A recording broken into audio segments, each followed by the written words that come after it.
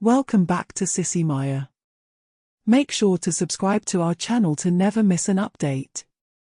Additionally, consider subscribing to my Patreon to get access to these features, and much more. Soon, the instructor entered and lined Liam up with the other girls. The class began with formal stretching exercises for the first 5 minutes, followed by instruction in the dance they were preparing to perform at an upcoming recital for parents and guests. Liam not only understood all the dance terminology but also knew every move and executed them effortlessly. Once his initial nerves faded, he started to genuinely enjoy himself. Liza left the car and slipped inside the studio, positioning herself where Liam couldn't see her. Still wearing the ring, she quietly made changes to him without his knowledge. First, she swapped his height and weight with the smallest girl in the class. Liam shrank to 4'7" but didn't miss a step. Next, she swapped his chest with that of the most developed girl, who was just slightly over a B cup. On Liam's smaller frame, the chests looked enormous. Despite the dramatic shift in his center of gravity, he continued dancing without faltering. Finally, Liza gave Liam the longest hair in the room. This did affect his dancing briefly. He paused to tie it back, doing so instinctively as the knowledge of hair care came with the new hair. Liza then took out her phone and recorded a video of Liam practicing. After a few minutes, she stopped recording, restored Liam to normal, and returned to the car to amuse herself watching the footage. The class flew by for Liam. After changing back into his street clothes, he returned to the car. "How was it?" "So much fun. I had a great time. If I'd known dancing was this enjoyable, I would have tried it sooner." "Well, you don't have to go back." As they talked, other students filed out to greet their parents. Liam grinned. "That's a great idea. But I dare you to join me." "Join you? There's only one sister in the class." "Swap with her," Liam said, pointing to a girl they both knew walking with her mother to their car. "For how long?" "At least until after the recital. Dancing's so much fun, I want you to enjoy it with me." Liza agreed, and soon they were both students in the dance class alongside tween girls. After returning home, Liza dared Liam, "Ask your mother if you can borrow her nightgown. She'll think I'm some kind of weirdo." "No, she won't. I'll make her believe you're Rosemary. If I ask, it won't seem like a big deal." "What kind of dare is that?" "I want you to ask for her sexiest nightgown." "Oh, okay." Liam didn't think it was a big deal since his mother would think it was Rosemary asking. The worst she could do was say no. But Liza wasn't planning to swap anything. She wanted to see Liam ask his mother to wear her lingerie on his own. She thought it would be hilarious. They walked down the hall to find Mrs. Wilkinson, but before either could speak, Mrs. Wilkinson asked, "Are you staying the night?" Liza glanced at Liam and answered, "Sure." Now that Liam no longer shared a room with his siblings, Liza stayed over quite often in this new reality. But if she was going to stay, she'd need to pick up clothes for the night, school books, and an outfit for the next day. They went to Liza's house to grab these items, sparing Liam the embarrassment of asking his mother for her lingerie. "Liam, I want to change my dare. I dare you to go into my house and get my things for tonight and tomorrow morning." "Okay, no problem." This was easier than asking his mom for her nightgown. "But you have to do it while everyone thinks you're me." "Fine." Moments later, Liam was dressed in Liza's clothes, a tunic, leggings, flats, and underwear. Though he couldn't see it, he was also wearing her light makeup and earrings. "Hey, why did you do that? You need to know my style now, you've got all my tastes." "Okay, no big deal. Give me the ring." Liza handed it over. Her turn was done. "Before I go in, truth, dare, or double dare?" "Dare. I dare you to swap chests with your mom." She made the swap without giving him a chance to protest. Soon, her chests grew 2 cup sizes and became less perky. "Hey, why'd you do that?" He handed back the ring. "Because you dared me. But I'll give you a double dare next time I get back." He went inside to find Mrs. Trannell. "Mom," he said, "I'm spending the night at Liam's." He wasn't prepared for her reaction. "Young lady, "Why didn't you call me?" Mrs. Trannell demanded. "What?" he said, caught off guard. "You should have called to say you'd missed dinner. I was with Liam and we got busy, I forgot." "Busy doing what?" Liam couldn't explain. I just forgot. I made dinner for you, me, and your sister. If I knew you weren't coming, I would have made something smaller." Liam just wanted to grab Liza's things, a change of clothes, a nightgown, and her school books for the next day, and get out of there. But Liza's mother wasn't having it. After several minutes of arguing, it became clear Mrs. Trannell wouldn't let him stay over at Liam's house that night. Defeated, Liam trudged up to Liza's room and did what she would have done, took a shower and put on her pajamas. He needed a shower anyway. Dance class had left him sweaty and rushed. Following Liza's usual routine, he used cold cream to remove his makeup and instinctively applied her moisturizing and exfoliating products.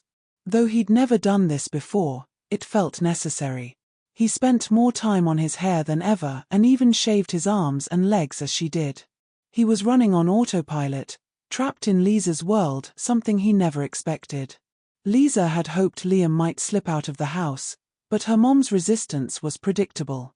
Resigned, she used the ring to swap Liam's school experience with her little sister's, who was in kindergarten. Liam warned she'd owe him a double dare. Besides, what right did he have to give her mom's old chests without letting her object? Liza was always a trickster, something Liam hadn't realized when this chain of events began. Tomorrow, Liam would be the tallest and oldest boy to ever attend kindergarten. Before returning to Liam's house, Liza snuck into her own and left the ring inside her sister's lunchbox, assuming Liam would find it. She left a note saying, "Next time I see you, it's your turn." Then she headed back to her new home, Liam's house. After freshening up and calming down, Liam went to speak with Mrs. Trannell again. "Mom," he said hesitantly, "I just need to talk to Liza for a minute, then I'll come right back." "No. You can't see her. You can't call or text her. You're grounded. You don't understand. I need to." Desperation crept into his voice. He had to get the ring back. "I said no. If you push it, you'll be grounded twice as long. No dance class on Friday." Liam knew he couldn't win. He returned to Liza's room, now his room, and looked at his nails. Though painted, they weren't properly shaped. To distract himself, he removed the polish, reshaped his nails, and applied a fresh dark color to match his mood. He'd have to wait it out. He wished he went to school with Liza so he could see her every day, but he was in kindergarten, miles from her high school. The next morning, Liam got ready, applying makeup and perfecting his hair. None of the other kids in his kindergarten class needed to do this, but he was older than they were. He didn't think it was odd to be in kindergarten or to be the only student who drove himself to class. This felt normal to him. He was simply in kindergarten because that was his grade level. Next year, he'd be in first grade with the rest. By the time he was ready, Mrs. Trannell and Isla, Liza's 6-year-old sister, had already left. There were no buses for high school seniors, but Isla was too young to walk, so her mom always drove her in this reality. Liam made himself a quick breakfast, grabbed his lunchbox and book bag, and drove to elementary school. On the way, he tried to stay calm. Everyone thought he was a girl, but otherwise it would be a normal day. He wished he could use the ring to be a boy again, but even if he did, he'd have to swap back with Liza for everything to return to normal. He knew the route to school and didn't need to read street signs, besides, he couldn't read them anyway.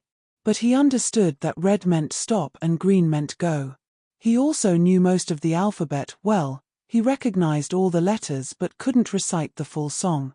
He knew a few simple words too. Being the oldest in class didn't bother him.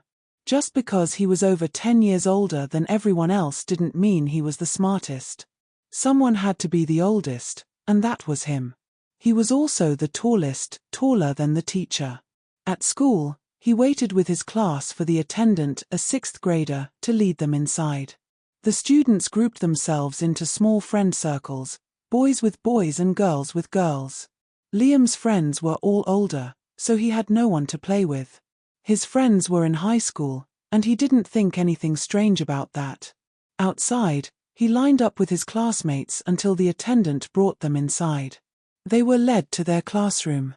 Of the 14 other students, only a few could count to 100.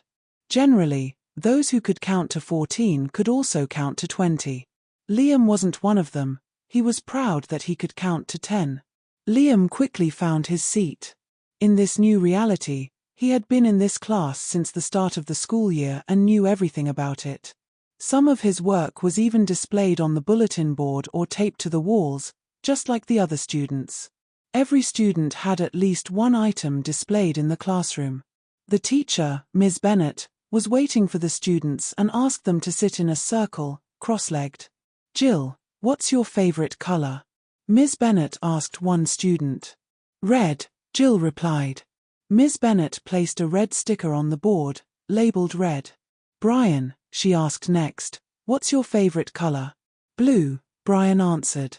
Ms. Bennett added a blue sticker below the red one. Each student shared their favorite color in turn. When it was Liam's turn, he said pink, since he now shared Liza's preferences. The board showed 3 reds, 5 blues, 2 pinks, 2 greens, 1 orange, and 2 purples. Ms. Bennett had the class count the stickers to reinforce their counting skills. Although all the students should be able to count to 10, practicing counting was a regular part of kindergarten. "Children, what colors remind you of fall?" the teacher asked. The children shouted answers, one at a time. "Red," "Yellow," "Orange," they said together. "I have a little song to help you remember," Ms. Bennett said, then sang. "Leaves are falling, leaves are falling. To the ground, to the ground. Red, orange, yellow, red, orange, yellow. Green and brown, green and brown." After the song, she led the class in singing along. Once everyone learned it, Ms. Bennett showed 2 paint colors, red and yellow. "Class, who knows what happens if we mix these 2 paints?" she asked. Opinions varied, some said brown, some light red, some orange, and one said blue. The votes were recorded on the wall.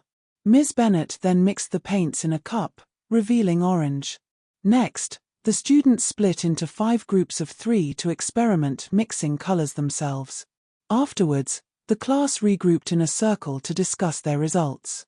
Everyone had fun. Liam, familiar with colors from mixing his own makeup, had predicted orange and most of the other outcomes. He wanted to create pink, but couldn't with only blue, red, and yellow. He lacked white paint. Ms. Bennett made the lesson enjoyable for all, including Liam. But soon it was time for lunch. Liam felt a bit lonely since he had no friends in class. Most of his friends were in high school, and he couldn't see them while grounded. When he found the ring in his lunchbox, he decided to use it to make new friends, at least until he was no longer grounded. First, he swapped his social life with the most popular girl in class. Though his kindergarten-level reading skills couldn't fully decipher the ring's options, the interface was intuitive enough for him to select what he thought was the correct choice. He intended to swap friends with the girl, but ended up swapping her entire social life, including her family. He no longer lived at Liza's or his own house. Instead, he lived at the new girl's home, sharing a room with her 2 sisters. Since he couldn't read, Liam didn't realize the awareness setting was off. Once the change occurred, both he and the world believed it had always been that way. Now all the girls were his friends. He could have chosen boys, but knowing everyone thought he was a girl, this felt better. Plus, wearing a pretty outfit and heels, running around wasn't an option. Though friends with the girls, Liam didn't know their games. They played a clapping game he struggled to learn. Using the ring, he swapped with a girl named Helena to gain the knowledge. He didn't realize that in doing so, he took on Helena's preferences. He stopped wearing Liza's makeup. Helena now wore it. Helena, in turn, wore Liza's clothes and had her preferences. Helena was also enrolled in Rosemary's dance class instead of Liam. Liam started playing the clapping game with another girl, but being much taller than the 6-year-olds made it less fun. So he swapped his height with a girl named Hannah, shrinking over 2 feet. He was now about 3'9", matching the other students. Liam enjoyed the clapping game until a boy approached and pulled his hair. The boy was a kindergarten bully, the closest thing to one at that age. When Liam had been nearly 6 feet tall, no one dared bully him. Now, under 4 feet, he was fair game. Believing the boy's cruelty stemmed from immaturity, Liam swapped their ages. The boy became 18, though his height remained the same. The change made no difference, the boy was just as much a bully. Liam, having fun playing with his friends at their level, swapped classes with another kindergartner to avoid the bully. This worked out well, he escaped the bully and joined his best friend's class. The bully, meanwhile, benefited too. Though he never grew taller since puberty was over, he became the only kindergartner old enough to drive. At day's end, he drove home while Liam took the bus like everyone else. Liam had made plenty of changes during lunch. He altered his height and style, switched classes, and changed where he lived. He even shifted his interests and friends. In most ways, he was just another student in the kindergarten class. With his new height, age, and clothes, he looked like a typical kindergartner. Physically, it was impossible to tell he was still a boy. After lunch, the class moved on to finger painting. Earlier, they had mixed colors. Now, they would create finger-painted leaves with those new shades. Liam's new teacher, Mrs. Almaden, told him to remove his ring so it wouldn't get covered in paint. Liam did as asked and completely forgot about it, unaware he had lost the ring. Meanwhile, Liza was having a normal day at high school. That morning, she quickly dressed in Liam's clothes, taking only 5 minutes instead of the usual 15 or 20 spent picking an outfit. But the biggest time saver was her bathroom routine: no moisturizing or exfoliating, less than 5 minutes washing and conditioning her hair, and using simple soap to wash her body. She no longer shaved her legs or underarms, avoided makeup, and only clipped her nails when they got too long. At school, her new interests felt natural. She wasn't a trickster anymore, she was serious. Who cared that she now preferred math over English? Or that her Twitter feed featured sports stars instead of actors? Things were fine until she noticed a very attractive woman in her class, sparking unexpected feelings. The woman wore a tight bodycon outfit, a snug tunic over white leggings, and looked stunning. Instead of admiring her fashion sense, Liza found herself wanting to pursue her. The feelings weren't lesbian but more masculine in nature. The woman reminded Liza of herself, which was part of the attraction, much like how Liam was attracted to Liza. She didn't want these feelings, but they were real. When the woman passed by, Liza almost made a move on her, which upset her. She knew she shouldn't feel this way. That sealed it. She'd swap her preferences back with Liam after school. She planned to wait a few days, but seeing attractive women and wanting to pursue them was overwhelming. After school, Liza sneaked into her old room, only to find a little girl living there now. The room had changed, none of her old belongings remained. It was clearly a little girl's room. Despite this, she knew the girl was her best friend, named Ella. Liza felt affection for Ella but also knew it wasn't Liam. Though their relationship seemed normal, she reasoned Liam must have used the ring to change things. It was strange, everything seemed fine yet wrong. She was aware of the swap she made with Liam but unaware of any swaps he made with Ella or others. In this new reality, Ella had Liza's family and Liam's old friends. Though Ella and Isla, her new sister, were only months apart, they had the same parents but weren't twins. It was impossible, but everyone accepted it. Although Ella was 5, most of her friends were high school boys. Liza was Ella's best friend, and Ella secretly had a crush on her. All of Ella's relationships had swapped with Liam's. "Hey, Liza. Wanna play?" Ella asked her best friend. Liza asked Ella about the ring, describing it without mentioning magic, and wondered if she knew where it was. Ella said one student at her school had a ring like that, named Liam, popular in her class. In this reality, Ella had no friends at her own school. Liza played with her best friend for a while but found their game dull. She assumed everything would return to normal soon. Still, she loved Ella dearly and would play whenever Ella wanted.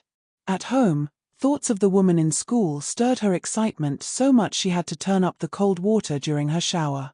She forced herself to think about baseball instead.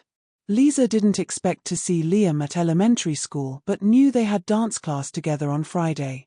She planned to wait until then and make him swap everything back to normal. She just hoped he wouldn't change anything else.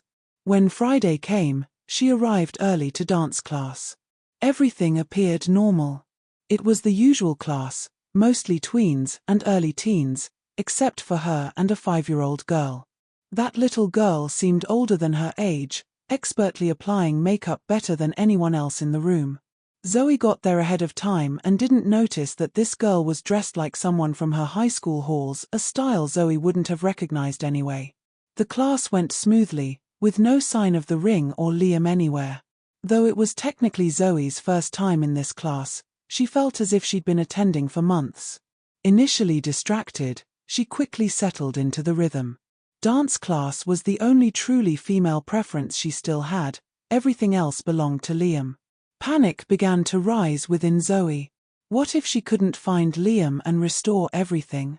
She no longer knew how to truly be a woman, though her body remained female. Her feelings felt normal, yet she was living a lie. She believed she'd be happier if she remained unaware. One last option remained: visit the elementary school, her sister Isla's old class, to find Liam, the ring, and convince him to reverse everything. At the elementary school, Zoe knew exactly which classroom was Liam's. It was on the first floor, allowing her to peek through the window. Inside, everything seemed ordinary. The desk chairs had been pushed back, and the students sat in a circle on the floor. Zoe decided to search for the ring. 15 students sat on the floor, a mix of ages, 8 kids around 5 or 6, 2 toddlers aged 2 or 3, 2 teenagers, and 3 adults. Only 3 wore rings.